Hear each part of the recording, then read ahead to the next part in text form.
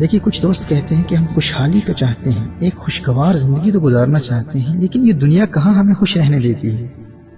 ہماری خوشیوں کے دشمن ہمارے اور ہماری خوشیوں کے درمیان دیوار بن کر کھڑے ہو جاتے ہیں، بار بار دکھ دے کر ہماری خوشیاں ہم سے چھیننے کی کوشش کرتے ہیں۔ تو میرے بھائی اور میری بہنوں، جو بھی پھولوں سے خوشبو حاصل کرنے کی کوشش کرتا ہے اسے کانٹوں کا سامنا تو کرنا ہی پڑتا ہے نا۔ جب بھی تم خوشیاں حاصل کرنے کی کوشش کرو گے تو تمہارے مخالفین، حاسدین، تمہارے دشمن کانٹے بن کر تمہاری خوشیوں کے راستے کی رکاوٹ تو بنیں گے، ہو سکتا ہے تمہیں نقصان بھی پہنچائیں، لیکن ایک طریقہ ایسا ہے جس کے ذریعے تم ان کانٹوں سے بھی بچ جاؤ گے اور خوشیاں بھی مسلسل ملتی رہیں گی، اور وہ یہ ہے کہ تم خود پھول بن جاؤ۔ بجائے اس کے کہ تم خوشبو حاصل کرنے والے بنو، تم خود خوشبو بکھیرنے والے پھول بن جاؤ۔ جب تم پھول بن جاؤ گے نا تو وہ کانٹے جو کل تک تمہارے راستے کی رکاوٹ تھے وہی کانٹے تمہارے محافظ بن جائیں گے۔ اگر اپنی ذات کے لیے خوشیاں حاصل کرنے کی کوشش کرتے بھی رہے تو کسی حد تک خوشیاں ملیں گی بھی، مگر دشمنوں اور حاسدین کا مقابلہ بھی کرنا پڑے گا اور وہ خوشی بھی عارضی ہوگی۔ لیکن اگر تم خود خوشیاں بانٹنے والے بن گئے اور بغیر کسی لالچ اور دنیاوی صلے کی توقع کے انتہائی اخلاص کے ساتھ لوگوں کو خوشیاں دینے والے بن گئے تو ایک وقت آئے گا کہ کل تک جو تمہارے دشمن تھے وہی تمہارے محافظ بن جائیں گے۔ بس شرط یہ ہے کہ تمہارا مقصد دنیا سے داد وصول کرنا یا کوئی ذاتی مفاد نہ ہو، مقصد صرف لوگوں کو خوش کرنا ہو اور لوگوں کے دلوں میں موجود خوشی کی کیفیت کو متحرک کرنا ہو، ایکٹیو کرنا ہو۔ جو پھولوں سے خوشبو حاصل کرنے کی کوشش کرتے ہیں انہیں کانٹوں کا سامنا کرنا پڑتا ہے، اور وہ خوشبو بھی دائمی یا دیر پا نہیں ہوتی، لیکن جو خود پھول بن کر لوگوں میں خوشبو اور خوشیاں بانٹنے والے بن جاتے ہیں ان کی خوشیاں دائمی ہوتی ہیں، ہمیشہ رہتی ہیں۔ اور اگر کوئی ان کی خوشیاں ان سے چھیننے کی کوشش کرے تو جو کانٹے پہلے انہیں چبھتے تھے وہی کانٹے ان کے دشمنوں کو چبھنا شروع ہو جائیں گے، کیونکہ وہ خود پھول بن چکے ہیں اور وہ کانٹے ان کے محافظ بن چکے ہیں۔ میرے بھائی میری بہن، جب تم خود خوشیاں بانٹنے والے بن جاؤ گے تو ایک وقت آئے گا کہ تمہاری مخالف ہی تمہاری محافظ بن جائیں گے، اور پھر کوئی تمہاری خوشیوں کی دولت کبھی تم سے چھین نہیں سکے گا، تم ہمیشہ خوش رہو گے۔ دیکھیے سائیکالوجسٹ نے the science and psychology of giving کی ایک طویل ریسرچ کے دوران یہ دریافت کیا کہ جب بھی انسان کسی لالچ یا دکھلاوے کے بغیر حقیقتاً کسی کو خوش کرنے کے لیے کچھ دیتا ہے تو اس کے انڈورفنز متحرک ہو جاتے ہیں اور آکسیجن لیولز رائز ہو جاتے ہیں، کورٹیسول لیولز ڈراپ ہوتے ہیں جو کہ آپ کے سٹریس ہارمونز ہوتے ہیں، جس کے نتیجے میں ذہنی تناؤ، اعصابی دباؤ، انگزائٹی اور سٹریس میں کمی واقع ہوتی ہے، اور فوراً اس شخص کی طبیعت میں خوشی، انبساط اور طمانینت قلب کی ایسی مسحور کن لہر دوڑتی ہے جسے ماہرین نفسیات اپنی سائنس کی لینگویج میں دی ہیلپرز ہائی کہتے ہیں۔ ایک ایسا وجد آفری خوبصورت نشہ ہوتا ہے، ایسی خوشکن قلبی اور ذہنی کیفیت ہے جس سے اس دینے والی کی طبیعت میں مثبت اور خوشگوار جذبات جنم لیتے ہیں، اور یہ ہماری باڈی کے لیے ایک اینٹی ایجنگ ریمیڈی بھی ہے جو خلوص کے ساتھ لوگوں کو خوش کر کے اپنے دل میں اس خوشگوار نشے کی کیفیت کو جتنا زیادہ محسوس کرتا ہے وہ اتنا ہی دیر سے بوڑھا ہوتا ہے، بڑھاپے کی عمر میں پہنچ کر بھی اس کا جسم اور چہرہ جوانوں کی طرح لگتا ہے۔ لوگوں کو خوشی دینے کا ایک اپنا ہی نشہ ہوتا ہے، اور یاد رکھیے وہ لوگ اس وجد آفرین کیفیت کو محسوس نہیں کر پاتے جو دوسروں کی مدد بھی کسی دنیاوی لالچ، دکھلاوے یا لوگوں سے داد وصول کرنے کے لیے کرتے ہیں۔ یہ خوشگوار کیفیت فقط مخلصین کا حصہ ہے، اور اس کیفیت کا مشاہدہ چھوٹے بچوں میں کیا جا سکتا ہے کیونکہ چھوٹے بچے دکھلاوے اور دنیاوی لالچ وغیرہ جیسی بیماریوں سے پاک ہوتے ہیں۔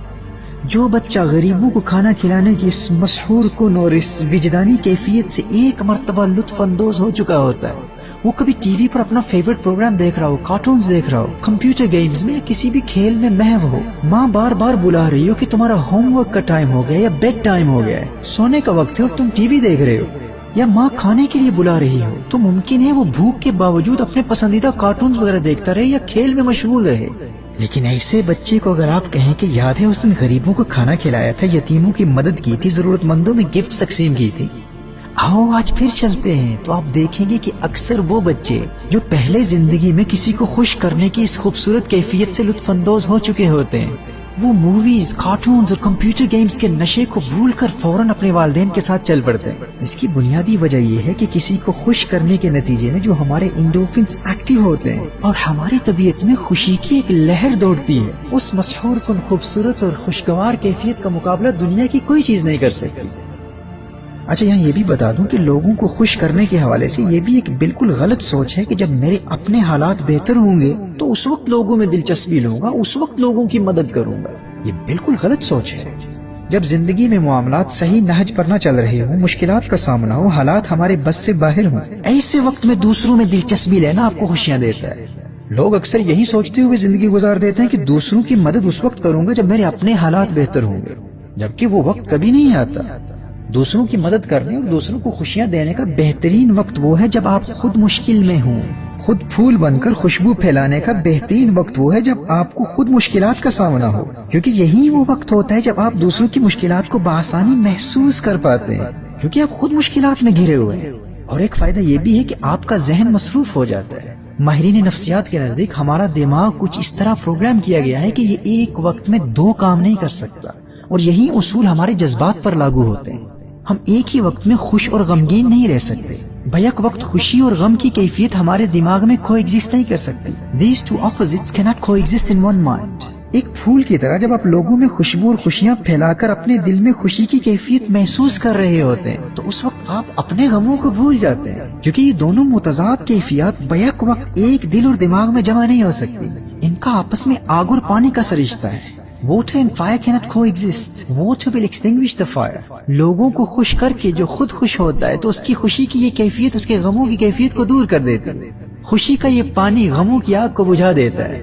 The water of happiness will extinguish the fire of sorrow۔ اور پھول بننے کا تیسرا فائدہ یہ ہے کہ آپ کے راستے کی رکاوٹ بننے والے آپ کے دشمن رفتہ رفتہ وہ کانٹے خود آپ کے اپنے محافظ بن جاتے ہیں۔ اگر یہ کام خلوص کے ساتھ کیا جائے تو اس میں برکت اتنی ہے کہ آپ کے اپنے حالات بہتر ہو جائیں گے۔ میں اکثر کہا کرتا ہوں کہ اگر آپ کی اپنی اولاد نافرمان ہے اور آپ نے بہت کوشش کی لیکن کوئی اثر نہیں پڑا تو گھبرانے کی ضرورت نہیں ہے، دوسروں کی نافرمان اولاد کو تلاش کیجیے اور خلوص نیت کے ساتھ انہیں ان کے والدین کا فرما بردار بنانے پر محنت شروع کر دیں۔ اس کی برکت دیکھیں گے کہ آپ کے اپنے بچے خود بخود آپ کے فرما بردار بن جائیں گے۔ ہمارے ہاں المیہ یہ ہے کہ اگر اپنے نہیں سنتے تو پھر خواہش ہوتی ہے کہ دوسروں کے بھی نافرمان ہو جائیں، تاکہ ہم لوگوں کو یہ کہہ کر خود کو تسلی اور مصنوعی سی خوشی دے سکیں کہ صرف میرے ہی نافرمان نہیں، فلاں کا بیٹا بھی نافرمان ہے، فلاں کی بیٹی بھی نافرمان ہے۔ اور اگر دوسرے کا فرما بردار نکلتا ہے تو پھر ہمارے غموں میں اضافہ ہوتا ہے۔ اس لیے میں کہتا ہوں کہ پھول بن جاؤ، خود بخود تمہارے حالات بھی بہتر ہو جائیں گے اور کانٹے بھی محافظ بن جائیں گے۔ یہ بات لوح دل پر نقش کر لیں۔ یہ جو خوشی ہے نا، یہ حاصل کرنے کی خواہش اور تمنا سے نہیں ملتی، خوشی بانٹنے سے ملتی ہے۔ جب ہم قریب سے جائزہ لیتے ہیں تو معلوم ہوتا ہے کہ ناخوش رہنا خوش رہنے سے بہت آسان ہے، کیونکہ نیگیٹیوٹی، منفی خیالات اور جذبات بہت تیزی سے نشو و نما پاتے ہیں۔ منفی رویوں کو دماغ بہت جلد قبول کر لیتا ہے۔ ناخوشی یا پریشانی یہ خود رو گھاس کی طرح اگتی ہے، جبکہ خوشی گلاب کے پھول کی طرح ہوتی ہے، اسے اگانے کے لیے پانی دینا پڑتا ہے۔ خوشی کے پھول کو پیار سے اگایا جاتا ہے اور پھر اس کی حفاظت بھی کی جاتی ہے، جبکہ ناخوشی تو بغیر بوئے بغیر اگائے خود بخود اگ جانے والے خودرو گھاس کی طرح ہوتی ہے، وہ خود بخود پیدا ہوتی رہتی ہے۔ اس لیے خوشحال زندگی گزارنے کے لیے مکمل ٹریننگ حاصل کرنے کی ضرورت ہے۔ گزشتہ کئی سالوں سے ہمارے ویکلی احیا سیمینارز میں یہاں UK میں اپنے انگلش لیکچرز کے ذریعے یہ ٹریننگ دیتا رہا ہوں اور یہ سلسلہ اب بھی جاری ہے، لیکن اردو اور ہندی سپیکنگ احباب کے شدید اصرار پر خاص اردو زبان میں خوشحالی اور کامیابی کے حصول کی مکمل ٹریننگ پر مشتمل ان شارٹ لیکچرز کا سلسلہ آپ کے لیے شروع کیا ہے۔ آپ ان کو سنتے رہیں، آپ کی زندگی سنور جائے گی۔